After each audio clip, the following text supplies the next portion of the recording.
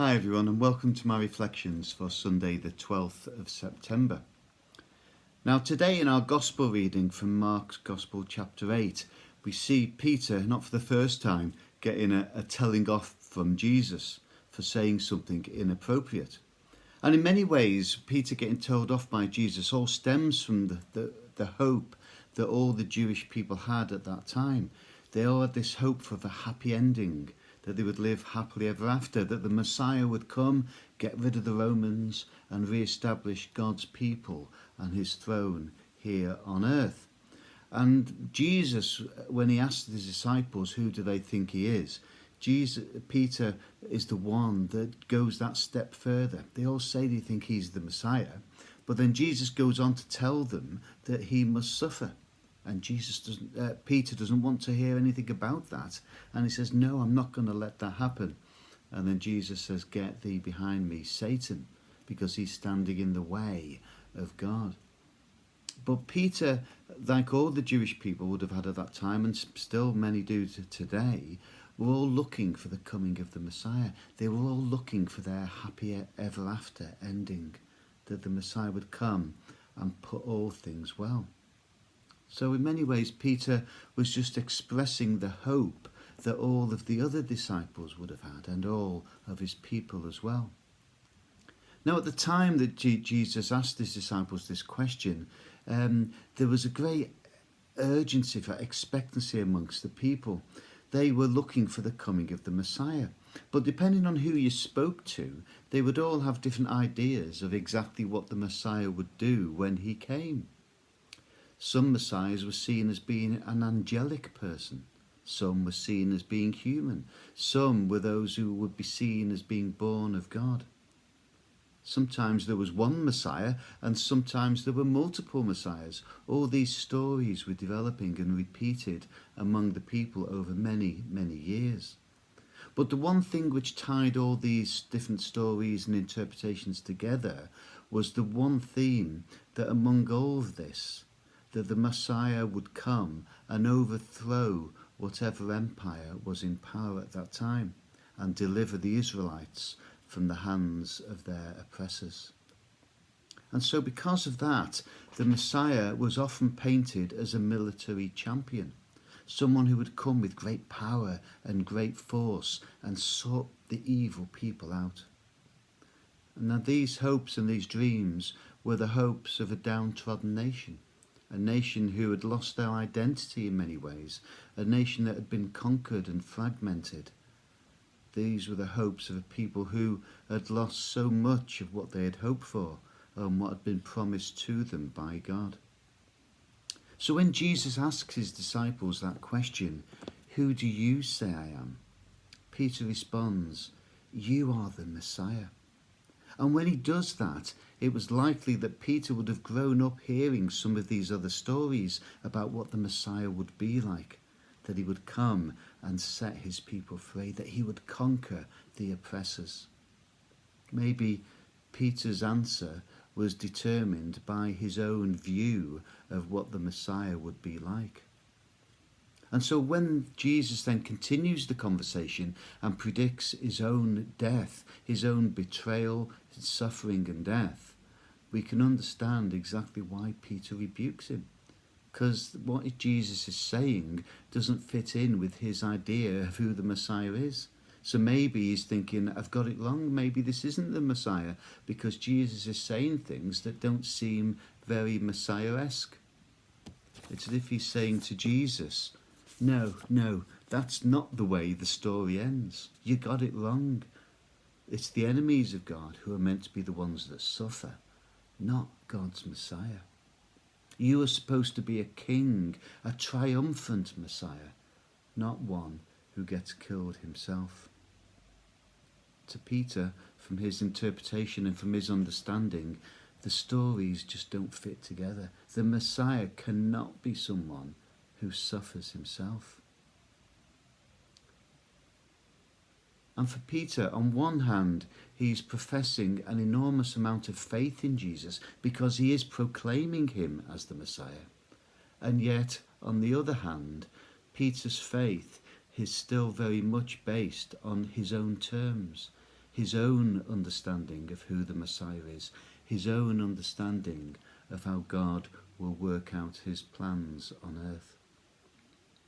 Now this weekend, as we all know, I'm sure we've all spent time reflecting on the fact that it's now the 20th anniversary of 9/11. And in many ways in our modern world we see no greater an example of how a distortion of who God is, a God who's formed in our own image, where it ends up getting us to. It also leads us to create an image of ourselves as the only ones who can fully understand God's will. We are God's chosen people. We are the chosen ones. And that attitude can then develop into one which reveals appalling attitudes towards other people, particularly those who see and understand things differently from ourselves.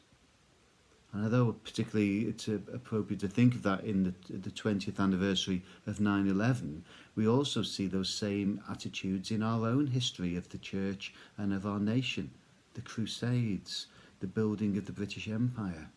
How much of that attitude that we were the chosen ones, we are the ones blessed by God, caused so much pain and hardship on others and exploited others to our own benefit.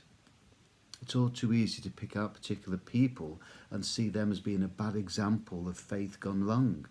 And yet, in our own history, we can see that our own church and our own country has done similar things. And this all comes, I believe, from the danger of doing what Peter was doing, of forming God in our own image. And that is a temptation that draws both individuals and nations towards it. But the problem is, it always leads to seeing other people as being less important than ourselves. If we are the chosen ones, if we are the blessed ones, if we are God's true children, then everybody else seems to be looked down upon. And sometimes, as Peter needed to learn, we today need to learn that true faith, it often means relinquishing our own terms, our own realities, our own understanding of what God's plans are. And sometimes it's only the demolition and destruction of those things that then begins us to be able to move closer to God and to grow in a more honest, true discipleship. A discipleship which looks to destroy the evil within ourselves rather than the evil we see in others. A discipleship that enables us to be transformed into people who truly reflect what God is like, rather than what we think God is like. And so the question that in the Gospel Jesus asks his disciples, "Who do you say I am?" is a question that soars or scans across 2,000 years of church history and lands in our own laps this morning. Who do you say Jesus is? It's a question posed to each and every one of us and to our own community as well. And it's an important question to think about, because who we believe Jesus is will determine how we live out our discipleship as Christians. There's a strong reason why Mark, in his story and in his telling of this encounter between Jesus and Peter, straight away develops it in the way he did. He goes on to Jesus saying that Jesus says, "Whoever wants to follow me must take up his cross to do so." And it's so important that we reflect on those two things together, because it matters, it really matters, what kind of Messiah we have put our faith in. If we think Jesus is a Messiah who will overthrow all our enemies and topple the empires of this world with the force of a military commander, then our faith will be enacted into a way which shows violence and a self-serving discipleship.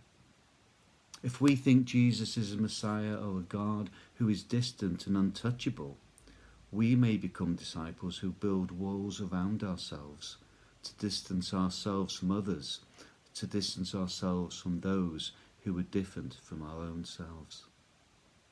But if we can see Jesus for who he truly is, a Messiah who suffered, a Messiah who was rejected and killed, but then rose again, well then, what will the world see in our faith? What will our discipleship look like? If as Christians today our own lives are to be moulded after the life of Jesus, it is so important that we see him for who he truly is, not who we would like him to be. Because that will determine the type of person and the type of Christian we become. And it will also determine how we view the world and other people who on the surface appear to be so different from ourselves. This Christian life, this cross-carrying Christian life, shapes us, and it's not an easy one to follow.